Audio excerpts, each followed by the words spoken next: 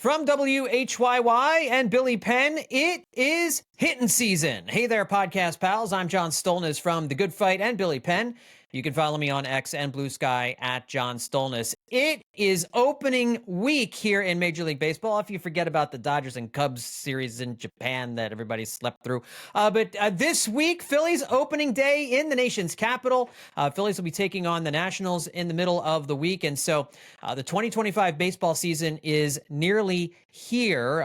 We won't be doing our big prediction show on this episode of the podcast. We're going to come back midweek, Wednesday night-ish. We'll record our predictions and get you all set up for the show in the middle of the week. So we got a lot of Phillies news to talk about tonight. A lot of roster decisions came down the pike here on Sunday. And so we have a roundtable edition of the podcast for you to break it all down. Justin Klugh and Liz Roscher joining me. Justin Klugh from Baseball Prospectus, as well as our Patreon podcast, The Dirty Inning and Absolutely Hammered. Follow Justin on Blue Sky at Justin Klugh. Justin, my friend, what is going on? Baseball season is almost here. Well, finally, the Phillies made the most important acquisition of the offseason, which was locking up John Kruk to a 4-year extension, which was revealed to us this week in a Philadelphia Magazine feature that also featured the likes of our friends Chris Jones and Mike Robertson. My co-hosts of Absolutely Hammered are quoted in the article as, I believe Mike is called a lifelong fan who runs a fan account. I believe that's how he was credited. Okay. Doesn't seem right. It's not wrong. It's not an incorrect. It's not. But it's also not. I mean, we're all fans, but are we, I don't know if that's the right word. For at least what Mike does. Yeah. Are they super fans? Chris is referred to as the lifelong Phillies fan behind the X account Absolutely Hammered. That is also, I'll just say for the people who read that and maybe were confused, is also a show, a podcast, and can be identified in that capacity as well. In fact, it might actually make more sense to refer to it that way. But that's okay. That's fine. It's good to see exposure for our city's media-adjacent elite, and also to receive the news that John Kruk will not be leaving the Phillies booth anytime soon. Yeah, where else would he go? Like, what are the teams he going to go? Where else would he go? I mean, I'm glad. Don't get me wrong. I'm super glad John Kruk's back. He's a lifesaver in that broadcast booth on a nightly basis, especially some of those mid-July games where there's not a whole lot going on. But it's you gonna go call Padres games? I mean, what are we kidding here? But that's great. John Kruk. I have listen. I've done podcasts with John. We're good, close, personal friends. He would absolutely be able to pick me out of a lineup if I ran into him at a Wawa. He wouldn't be able to pick me out of a lineup. Nevertheless, John Kruk and I have seen every Star Wars movie together on the night of its premiere in the theaters. That's a long-standing tradition between me and my good friend John Kruk, a Star Wars super fan. Every May the 4th, right? That's me and John's day. That's right. It's a little circled on the calendar with a little heart. Liz Roscher, at Liz Roscher on X and Blue Sky. How are you doing this fine Sunday night? Oh, I'm peachy keen. Baseball is here. It's here, everyone. No, it is I can here. start really paying attention. I've been dying to, but unfortunately these games don't really count. No, as evidenced by the massive 8-7 comeback win on Saturday by a bunch of Phillies players without names on the backs of their jerseys, coming back from a 7-0 deficit in the ninth inning, scoring 8 in the ninth. Let's give it up for Robert Moore, everyone. Please, just a round of applause for R. Moore here. He is, again, the grandson or the son of Dayton Moore, you should know. Hit a go-ahead 3-run home run in that ninth inning to give the Phillies the 8-7 win. Sent 12 men up to the plate in that ninth inning. Had scored those 8 runs with just 1 out. Anyway, I say all that to say no one will remember it. Maybe it'll be on the video highlight reel at the end of the year, but it won't probably even be not. there. Nope. I'll tell you what, if it's on there, the season didn't go the way we wanted it to go. All right. No. So just leave that there. I do want to just encourage folks to participate in the show. You can send us emails at hittinseason@billypenn.com. We got a bunch of good emails we're going to read at the end of the show. But I did want to play at the top of the show. One of our fantastic listeners took my advice and recorded a voice memo. It sounded like he was in the car, which is perfectly great.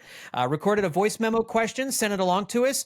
This is Jake from Tallahassee sending a question to us. We'll play that, we'll answer it, and then we'll get into the guts of the show. But here's Jake. Jake, thank you again for sending that in. And folks, if you do send us a voice memo, we'll jump on it right on the top of the show. So please do that. And you can email it hittinseason@billypenn.com. I thought this was interesting, Liz, asking about the Tampa Bay Rays home stadium. I get he's from Tallahassee, so this is actually probably very much in the news there. And of course, the Rays stadium destroyed in a hurricane. So I don't even remember where the Rays are playing to start off the season. But if CBP was destroyed, let's say an asteroid hits it at some point, in the next couple of months, do you have any thoughts where else in the city or maybe somewhere in the suburbs you'd like to see the Phillies play instead? No. I do have thoughts. I just don't want them to go any of those places. I want them to stay where they are. If a meteor hits it, it's time for everyone to get to work and start throwing things into the big hole so we can get back to work. Fill that baby in. Build the stadium on top, but I don't care. In 25, 50 years, they'll be like the radioactive goo underneath that hole will birth like a superhero that will save humankind. We can all argue that this is a great idea. It's bold of you to assume that the thing that would come out of that particular pit would be on a mission to save mankind. I feel like there's a bigger chance of some foggier motives for a being of that nature. How or why they'd be saving mankind, or through what means. Or if we'd want them to. Yeah, that's fair. But if there's going to be, I've brought this up earlier in the offseason, the average lifespan of an ostrich in the wild is 40. And I say that because... Oh, God. I say that because the Fanatic, I don't know if you would consider another animal its closest wildlife analog, but I went with the largest flightless bird that I could think of, 40. Fanatic's 47. What I'm saying is, if we need another Fanatic, for any reason... pit of radioactive goo, very viable potential there, environment for a replacement. Sir, I assume this is the answer to your question that you were asking. I feel like we're missing the mark with our answers thus far. Are we? Well, then let me go back and say it's very Phillies fan to the week of opening day after another long winter and everyone's getting the vibe for a question of, hey, what if this stadium got wiped off the face of the earth? I don't know. It's just a crazy thought. Yeah, what if everyone just exploded and then we didn't have to do any of this? Oh, my God, it'd be crazy. I think the answer to the question is a couple years ago, I wrote a story on Campbell's Field across the river in Camden. It does not exist anymore. I believe it is now parking for Rutgers University. But at the time, I wrote a story just about Campbell's Field after it was announced that it was going to be demolished. And then later I went back and wrote another story about how the South Jersey Baseball Hall of Fame had been contained in the basement of Campbell's Field. And that had been moved to, and I'm remembering it off the top of my head, but I think a university somewhere where like a lot of like the artifacts and stuff were in storage. It's probably something worth checking back up on to figure like where that stuff went. But the point is that this stadium was situated right on the river, as anyone who I'm sure a lot of our listeners can recall. This wasn't too terribly long ago, but it was right along. You could cross the Ben Franklin Bridge on the footpath, and it would be right there as you enter New Jersey. And it was just a perfect place to play baseball. Obviously we love Citizens Bank Park, but as far as like where in the city it was, or where in another city it was, you were looking straight at Philadelphia, even if you aren't in Philadelphia. And it's got obviously this beautiful river view and the bridge view, and you would hear the traffic coming over the bridge, and then the train going into Jersey, going back and forth. And it was just this great, wonderful city vignette that combined the brilliance of like the summer sky and everything, and this great natural setting with the river, and then to just play a ball game there was just a really beautiful experience. And that it was just an independent league Camden River Sharks team that wasn't even like a Phillies affiliate or anything. It was still just a really cool place to see baseball, and if that was still standing, that would be definitely my pick to see a Phillies game played there. So given the two options of either a steaming pit where they don't play anymore, or a stadium that doesn't exist any longer, picturesque slice of Americana I just painted, or yes, something from a Flintstones horror movie. Correct. Yes. Correct. I think the only other options would be to take over one of the minor league affiliates. Like maybe you take over Reading and you tell Reading to pound sand and go play someplace else at a college, probably in the Berks County area, because I would imagine a college stadium, even though those schools in Berks County are small, you could probably, they probably transition like a Reading and our Phil's, Fightin's crowd to a college crowd. You're losing a lot of seats. Like there's not going to be a major league stadium. You're not gonna be able to get 50,000, 40,000 in a replacement stadium. Like the Orioles are not going to share their stadium with you. The Nationals are not going to share their stadium with you. And then you're playing too far away. My guess is they're playing in Lehigh or they're playing in Reading, and they're making one of those teams play at a college someplace. I'm also realizing now that if the baseball season were continuing after a meteor hit Philadelphia, it doesn't have to be a meteor. I'm just saying anything. Like we've got it locked into our minds that this is a meteor that's hit it. Yeah, there could be a perfectly normal reason that the stadium was obliterated into dust. Now, come on. You're making a big deal out of nothing here. The foundation of the building and it collapses in on itself. I mean, I was just thinking, like, we'll go send him to play at a college, and like, what college would be left after that? No one's going to college anywhere. Locusts famously love the taste of cement. Like that's a way more grounded take for sure. They're alien locusts. See, that's what no one's getting this. Anyway, can you believe that I had the best and most romantic answer, and the two of you just painted a sea of horrors that frankly didn't take the question seriously. Sir, I apologize for my colleagues. I'd like them to play at a stadium that doesn't exist. Yeah. Jake, we did our best. And yes, I would still be a fan of the Phillies if they moved away. Especially since there would be nothing to replace them with. So we're all wedded to this team, like it or not. I think the truth is, I thought about this a little bit, and honestly, if we're talking about a situation where they changed names, I think that impacts how long your fandom lasts. But I also think the way that would actually go is if they're a different team in a different place, or even if they're not, I think that even if they're like the same, we're the Phillies, but we're just in this. But I think once the players from the time that they were in Philadelphia are all gone, then I don't know. Then I think maybe we do start to slip away a bit, because then what is the Phillies' identity? If they're not the Philadelphia Phillies, that's a different team than we have been talking about for our entire lives. True.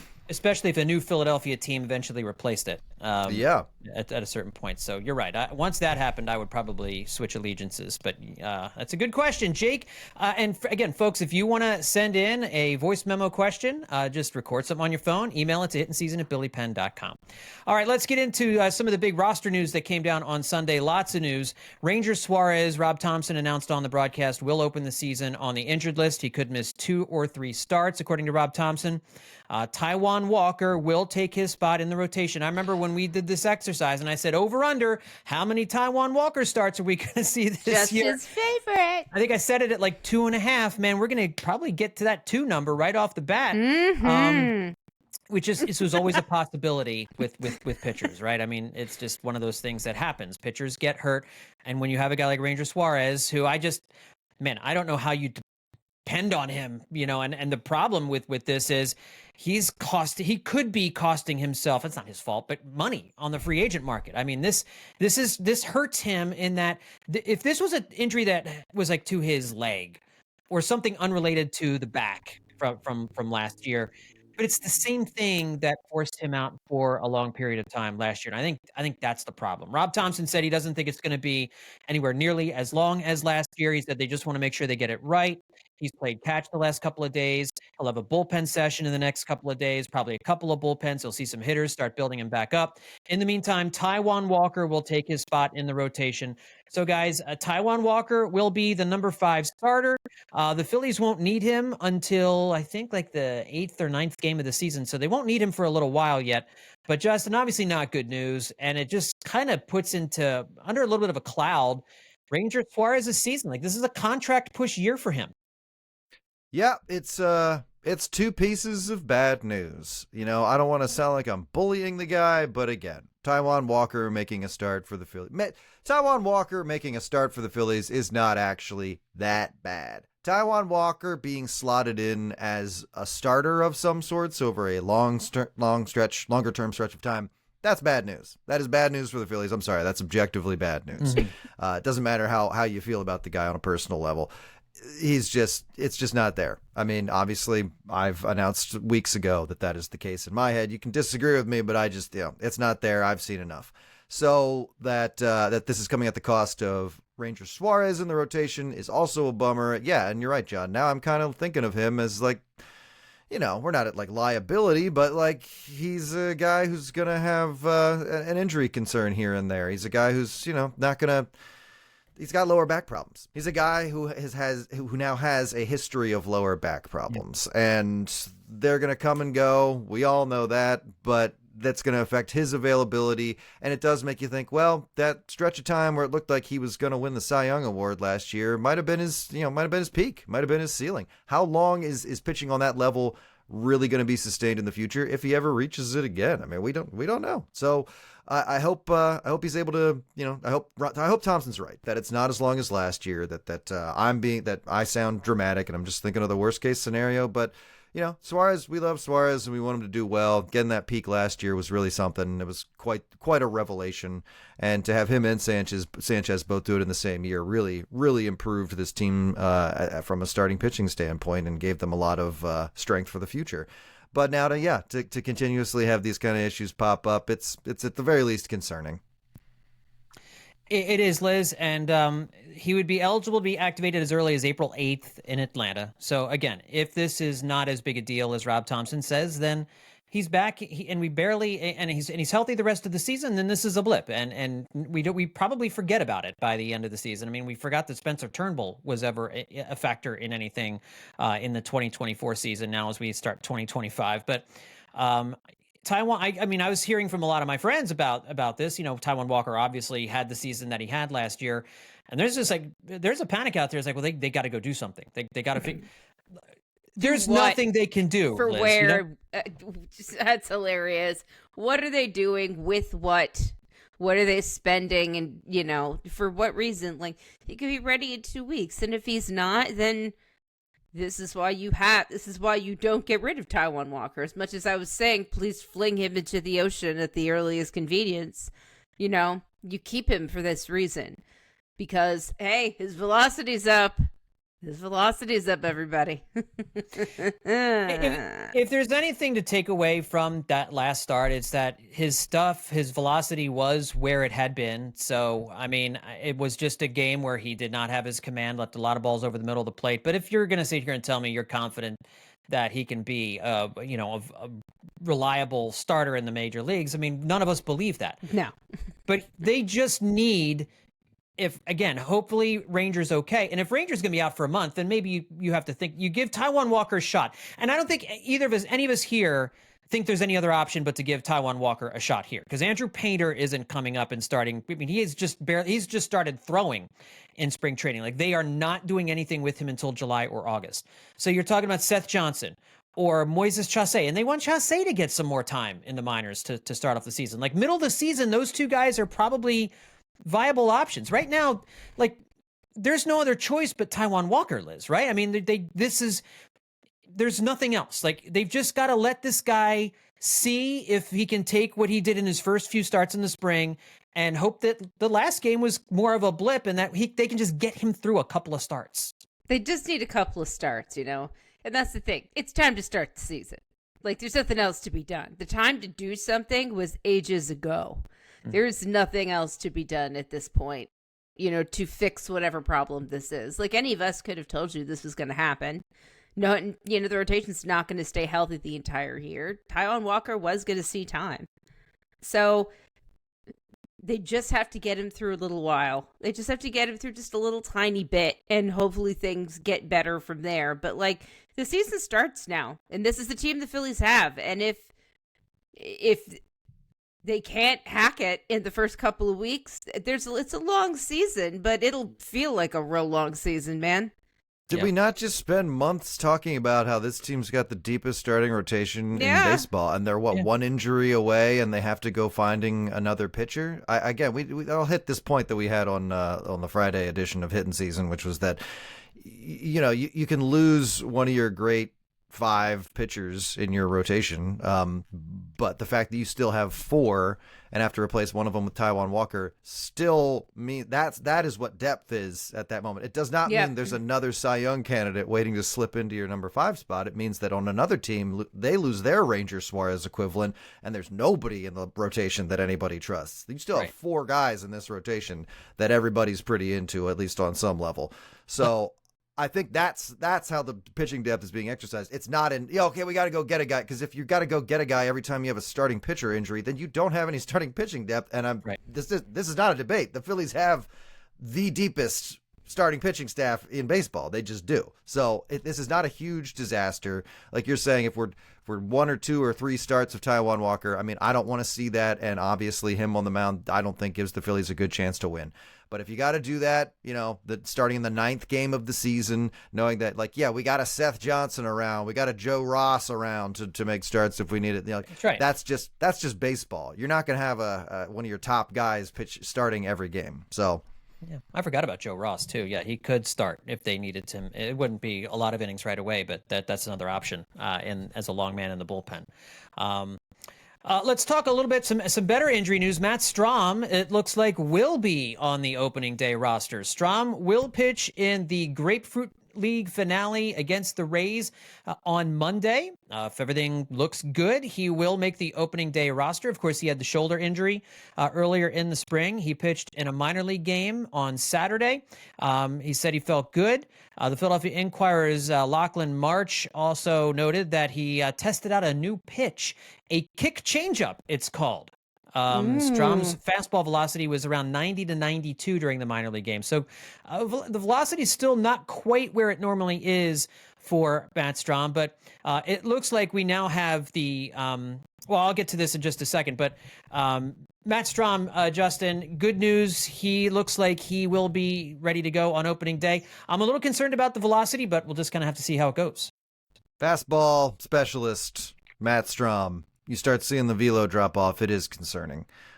He's going to have to, show this last spring training performance, and then however they're going to use him when the regular season starts and wherever he pops up, that that's not an issue. That was just, it's been a up and down spring for him, and he's still getting back in his groove and everything. Because I think you're right. I mean, you just start thinking is it worth having a Matt Strahm with a less effective fastball versus him waiting and getting healthier or working out the kinks? Because you need that's an important piece. We think of the bullpen as this one large chunk of guys that one of them falls off and it's not a big deal, but the Phillies have some questions to answer about their rotation, especially the late inning guys, and I think Strahm is expected to carry a load this year, the same as he has the last few years. I think he's going to be up there with Jose Alvarado, coming in late, coming in big spots, and he's got to have that velo, kind of more so than some of these other guys. His velocity's got to be where it's typically been for his stuff to be as effective as it can be. So, little concerning, but ultimately it's good news. He's going to be in the bullpen on opening day. Yeah, Liz, your level of concern about Matt Strahm and where he is now. I mean, I kind of like the fact that I think he can be effective enough at a lower velocity to kind of, if he's able to work his way up to his normal velocity. But his first few outings may be kind of like spring training outings.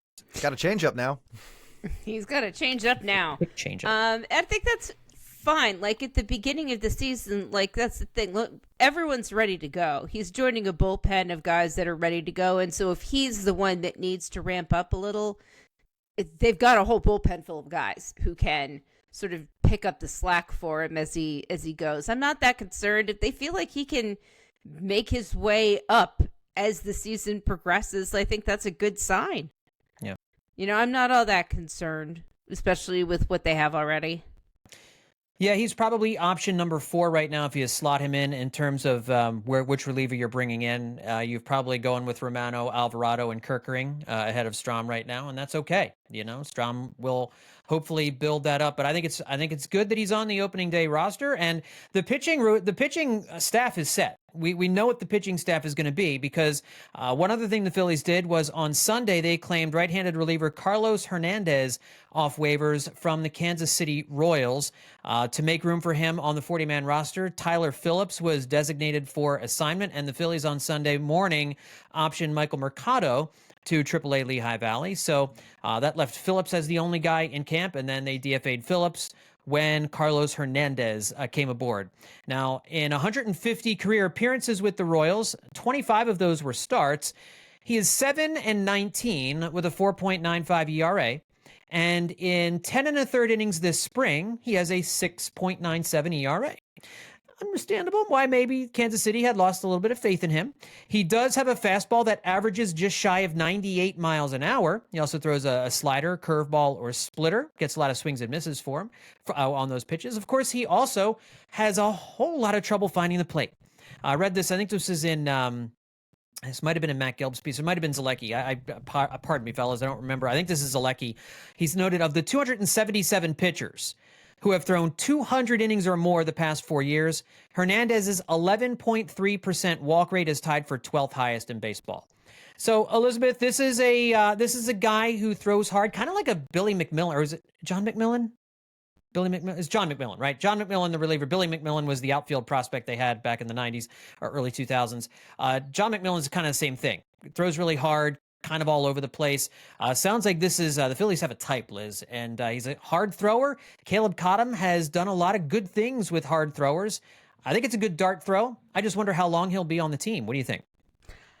I mean, it's like you said, it's a good dart throw. I mean, I'm not... my hopes are not resting on this signing, you know? No one's hopes should be resting on this, you know, all things considered, you know, where he came from and how he was doing with the Royals. So, you know, I think that's, I don't have like strong feelings about it. Should I have? It's up to you. This is a personal decision. I don't. I mean, I'm eager to see what he can do. He's a perfectly fine dart throw, a dice roll. Yeah.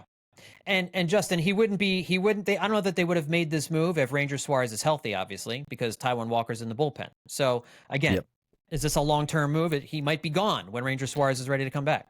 Yeah, not really expecting a long-term move.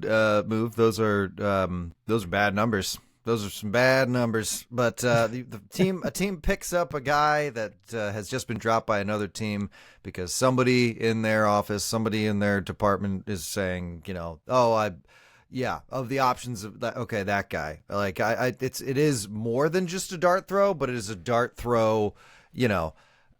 It's in a particular direction, I guess. You got to assume somebody's like, yeah, I saw something of his that I can work with, or I worked with him somewhere else, and you know I know him personally or something. You know, something like that. You got to think motivates a selection like this. But ultimately, I just think it's funny that we spend all spring talking about these like position battles. Even a team like the Phillies, where every position's pretty much set still, like the position backup catcher position, and these guys are fighting all spring long, you know, just for that chance, like trying to make every at bat, you know, it's these sparse at bats, trying to build this reputation. You're like, no, look, I changed, I worked that thing out that you wanted me to work at just to get that job, and that's the end of the line. And then here, like the day before the last spring training game, the Phillies are like, well, this guy was in the parking lot, and I mean, there was some seagulls on him. But like we shoot them away, and honestly, he can throw pretty hard, so he's going to be in the bullpen on opening day. Yeah, it's like he cut to the front of the line. It's exactly what it is. You know, like if you're Tyler Phillips and Michael Mercado, you've been in spring training with this team from like early February, like grinding it out. And Phillips, you know, wasn't great. You know, I think he had a 7.59 ERA this spring. I mean, so didn't do it. And Mercado, I imagine they want him to pitch in AAA. But I do think it's interesting. Like, well, why wouldn't you just give like a guy like John McMillan this opportunity to try and pitch it? I mean, it's like almost the exact same pitcher. It's not like here. And again, this is not something worth getting worked up about. But Carlos Hernandez is not like some kid who's got like, you know, he's tantalized in 15 big league appearances, you know, and he's got all the like he's had a lot of time in the majors. But the Phillies must see something in him, and we'll see how long he's able to stick with the team. Again, when Ranger Suárez comes back and Taijuan Walker likely moves to the bullpen, maybe they do. If Taijuan Walker's awful, maybe they make an extreme decision with Taijuan Walker at that point. But that's a little bit further down the road than we're able to see right now. But that's the bullpen. The bullpen is set. It's going to be Joe Ross and Carlos Hernandez will be taking the last two spots in this Phillies bullpen. Which, again, the back end of it's not going to get used a whole lot with the starters and the off days and all that stuff anyway. We do still have one more roster decision left, and this will likely be made on Monday. The final bench spot has come down to either Kody Clemens or Buddy Kennedy. Now, Justin, my thought on this is that the Phillies are going to try and find a trade partner for Kody Clemens. I don't think they're going to find one, because most teams know that he has to be released. But maybe if there is a good team that knows that a lesser team may put in a claim for him before their turn comes around, maybe they might swing a trade for Kody Clemens. I think this is Buddy Kennedy. I think it's Buddy Kennedy's job, even though Clemens has hit tremendously this spring. I think they want the right-handed bat. I think they want the right-handed guy. And so that's why I think it'll be Buddy Kennedy. What do you think? That's great. I think that makes a lot of sense. I think ultimately that's the kind of thinking the Phillies will apply to this decision. I'll add that if you cut Kody Clemens from this team, you're digging your own grave. Thank you. I'm so glad you said it. You are making a big mistake. Yep. Sometimes you can't explain exactly why a guy has value. And Kody Clemens' case, that's not the case. Kody Clemens is the most clutch Phillies non-starter that they have access to, and he has proven that time and time again over the past few years. I think that where I'm at as a baseball evaluator, there is a lot to credit a guy for if he can come up in a big spot totally sporadically, not getting regular playing time, and get the ball out of the infield, hit line drives, just reach first base, cause trouble, put the ball in play. A lot of guys buckle under that. We've seen plenty of Phillies starters, not get the job done in that situation. Kody Clemens, he gets the job done. I don't know. I mean, can't find a spot for him. He hits the wrong way. Okay, fine. Whatever, man. Whatever reason, it makes sense. I get it. That's what the calculator says. Makes it objectively correct. You're going to regret it for the rest of your life. You cut Kody Clemens from this team. I'm sorry. They're starting to sound like threats now, and I don't mean that. I feel targeted.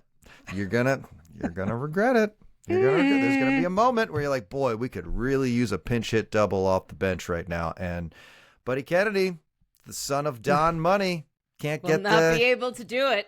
Grandson of Don Money. Sorry. I got nothing against Buddy Kennedy, and he had a couple of clutch at bats last year too. But Kody Clemens has made a career out of it, and I think you're gonna regret it. Mm-hmm. Yeah, I think Kody Clemens makes them a stronger team. I was just predicting what I thought was going to happen. I meant that they would kind of outthink themselves here a little bit. Liz, you seem to. I'm not talking directly to you, John, when I say these things. You didn't think that Justin was going to whip out all those, direct threats at you specifically, John. Yeah. I mean, it does make me feel uncomfortable. Things are getting a little too chummy around here. Honestly. I mean, yeah. Season's about to start. Got to get back into form. If you had asked me first, I would have said something similar, though without the threats. Yeah. And the veiled anger. Just because Kody Clemens has the clutch gene. He can't hit like he does not have the consistent talent gene, but he can hack it at the major league level because he's got the clutch gene. He knows how to disrupt. He knows how to do. He knows how to do things. Yeah. And in a baseball game, and doing things is primarily how runs are scored. And I just don't think they're a stronger team with Buddy Kennedy. I just don't. It's Kody Clemens for me all the way. Like you said, the calculator might say one thing, but my heart, she says something else.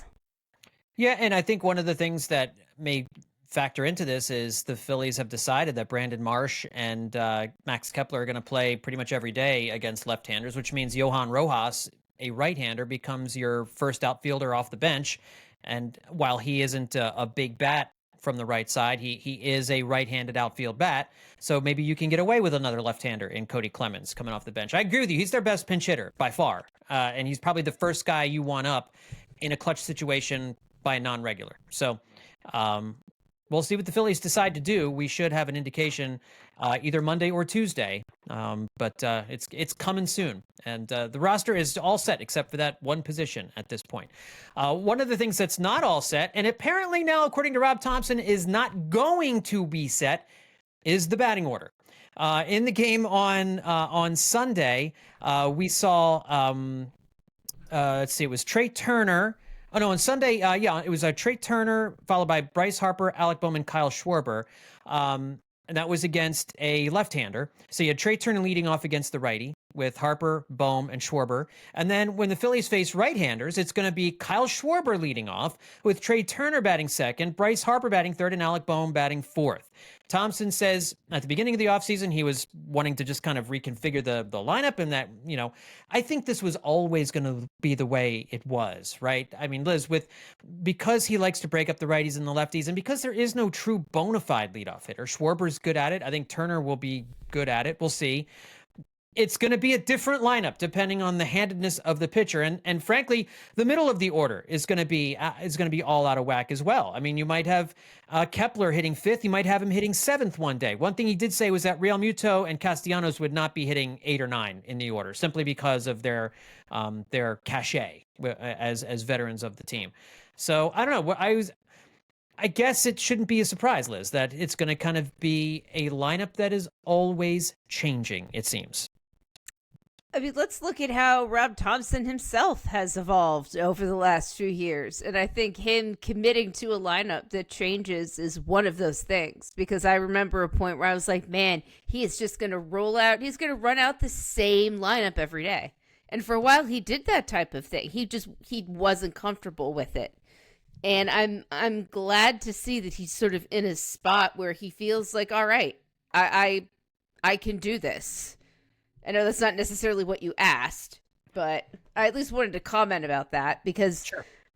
It's a big change for me in his managing style. I think he's only gotten better as time has gone on. What was your actual question? Sorry. I don't know. At this point, I think you answered a question that was worthy of great response. I don't know. I mean, Justin, it seems to me, that it's gonna be fluid. It was Matt Gelb, I think, who noted that if Bryson Stott and Brandon Marsh, 2 left-handers will likely be bunched at the bottom of the order against left-handers, which means you're going to have like 4 lefties and 5 batters from numbers 8 through 3 in the lineup. It's just this team doesn't have, and that's really kind of a funny thing, this team does not have a lineup that just fits like a glove universally. Like there's always something it feels like that doesn't quite fit exactly like you would want it to. I'm sorry, so now do I just answer whatever question I want? I feel like answering your own question and answer it, yeah. Okay, yeah, usually a lot of IPAs, but honestly, I've started turning more towards Irish Reds. Jump in a they're lake. Tasty. They're pretty good. They are good. Nitro They are stout. Pretty nice, as long as you pour it right. That's a solid Answer one. the Phillies question. Yeah, Phillies question, At least absolutely. that's what I did.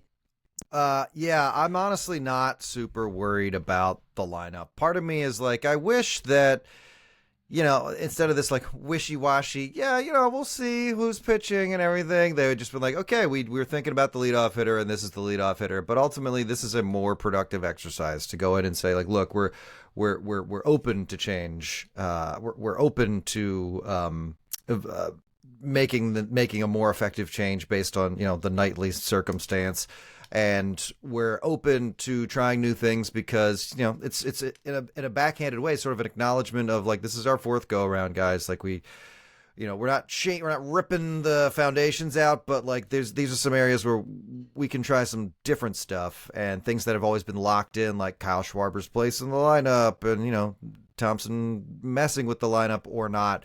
That stuff's starting to soften a little bit, and you see a Phillies team that's more adaptive. And part of me is like, maybe this is a way to address, if the hitters themselves don't evolve their plate approaches, which I'm not saying hasn't happened or won't happen, but like if they remain the kind of hitters who don't make giant adjustments to their plate approaches, then maybe our approach to setting the lineup becomes the more fluid aspect of the offense, and you start to see changes there. I don't know. I just ultimately I think it's just good for them to be a little looser and just seeing what works and then going with that. I mean, that's a tough philosophy to argue against. Also, I just wanted to ask you, because I looked it up. The Phillies currently in spring training have a 4-way tie for the team lead in home runs. And I wondered if you guys could guess the 4 Phillies players, and you know all of their names, who are currently tied for the Grapefruit League Phillies team lead in home runs. I feel like I know that Kepler and Bohm were leaders. They had 3 each last I looked. So I'm going to say Kepler and Bohm. Kepler and Bohm are up there. That's Max Kepler, everyday left fielder of the Philadelphia Phillies, John Stolnis. And fan favorite of Hittin Season, Hittin Season podcast. I know Bryson Stott hit a faux inside the park home run on Sunday when 2 guys crashed into each other in left field. Yeah, that was a bummer. I clicked on that highlight. I'd seen it happen. I clicked on the highlight. It was like, oh, Bryson Stott is inside the park home run. And then you watch the clip and you're like, oh, this is a bummer. Yeah, 2 guys died. These guys are like dead out there. Bryson Stott just like casually jogging home, looking over his shoulder like, oh, God, what happened? No. But I thought that I had known he's hit I think he'd hit at least 1 other home run this year. I think maybe he'd had 2 others in the spring. So I'm going to say Bryson Stott also at 3. Incorrect. Liz, do you want to take a shot at the last 2? I need like a list because I don't remember all of these guys' names off the top of my head. I mean, you should know both of these guys. We've talked about them both. One of them we talked about tonight, and another one was a hot item earlier in spring training. Let me see. Is one of them JT Realmuto? No.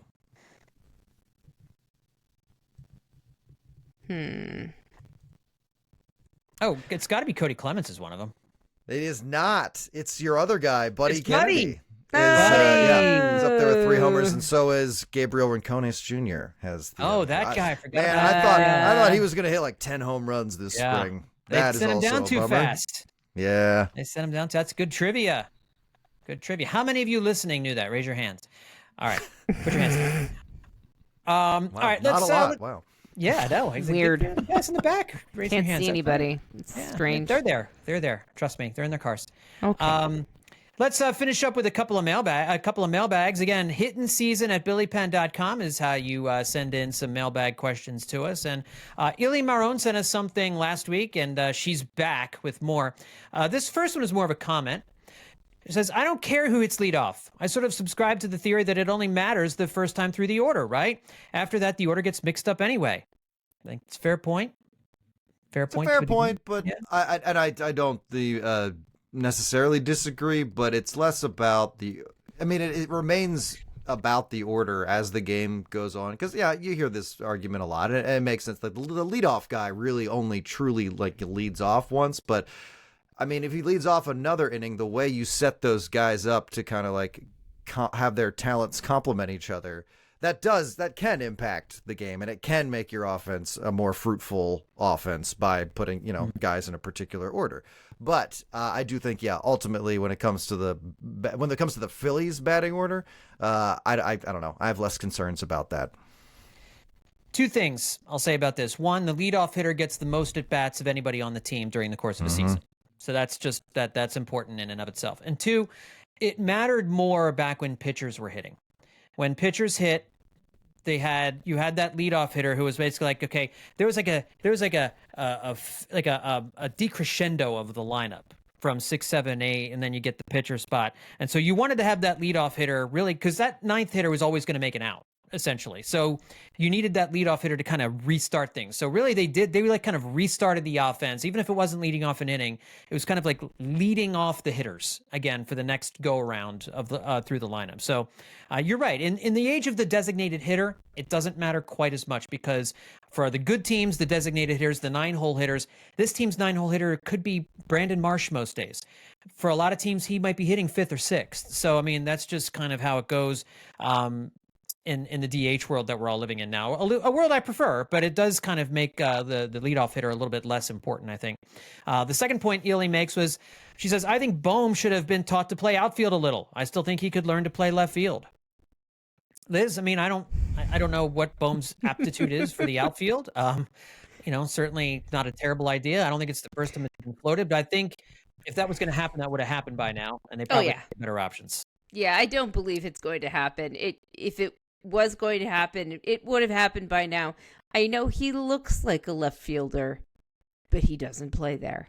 He's tall and gangly. Just leave it be. He doesn't. We need to stop. Like, and I'm as guilty of it as anybody. But like, we have to stop like profiling players by their body type. To position. Like, catcher does have a type. We could say that. But like, let's. I'm guilty. Let's not do that. Bohm is not an outfielder. He's just not. We have to the Phillies had gotten creative with how they want to fill their holes this offseason, and I think that's great because it's a team that's already established with a lot of stars. And so it doesn't feel like the desperation move that it was once when they were trying to get Scott Kingery to be the next Ben Zobrist.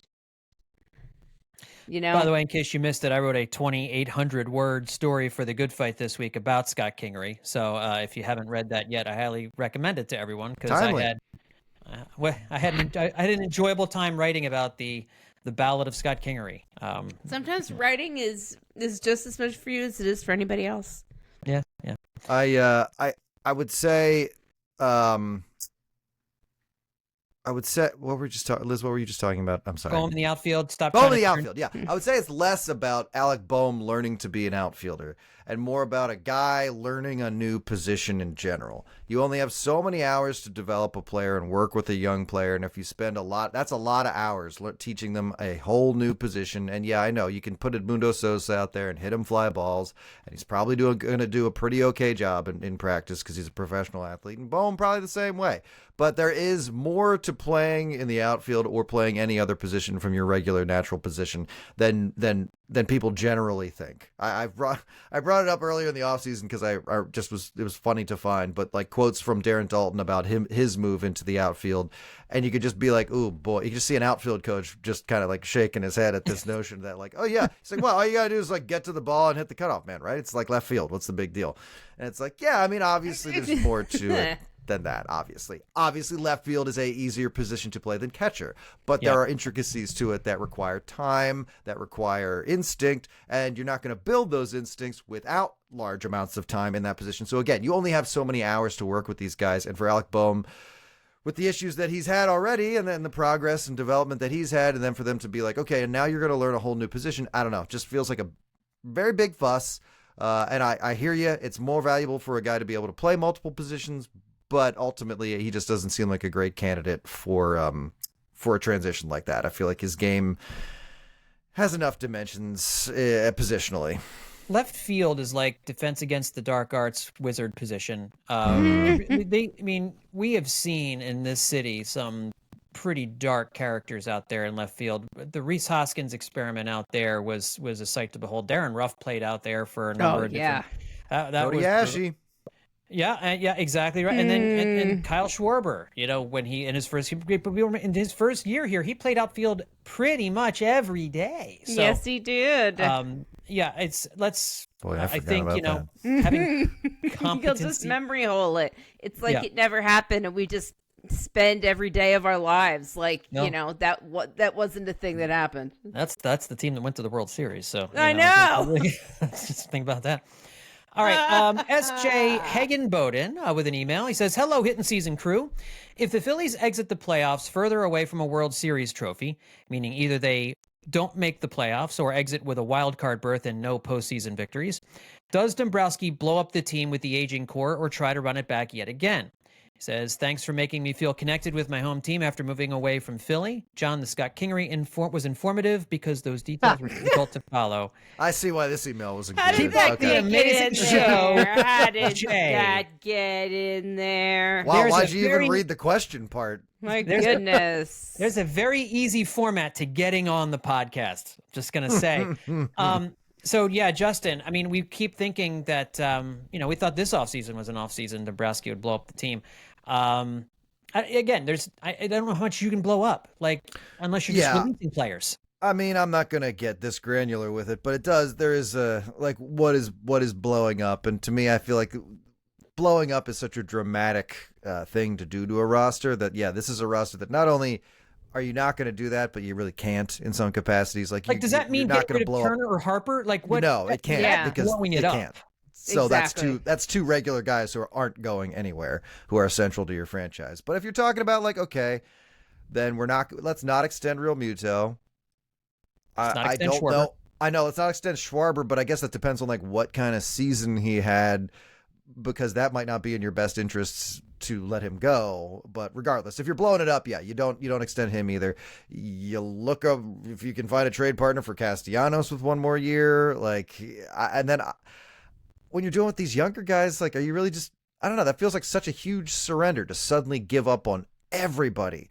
If you want to like make some of those changes because they're a little more natural to make because of where guys are in their deals, that's the kind of thing I'm thinking of as the most like severe response to a season like that. And I think it would honestly be time for that. You said we were talking about them blowing it up this year. This year we were talking about rumors that they made a deal, they made an offer to the Astros with like Castellanos and Bohm involved, or they're looking to get rid of Bohm, except they weren't. Teams were just interested enough that they were calling them about Bohm.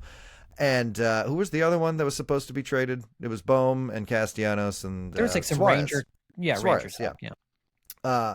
And ultimately none of it comes to fruition because I don't think the Phillies were as interested in blowing it up as people were as interested in seeing them change. I think it was more about where they were in the state of like a contender, where it's like, okay, well, it didn't work 3 times, so now something big's got to change. And there's no rule that says it does. The Phillies still believed enough and didn't, it's kind of dubious as to how those deals were coming together anyway. Even if they had come through, I guess is my point, is that wouldn't have been blowing up the team. That would have been making some key changes and adjustments and everything. And I don't see this team really, truly ripping everything down to the studs.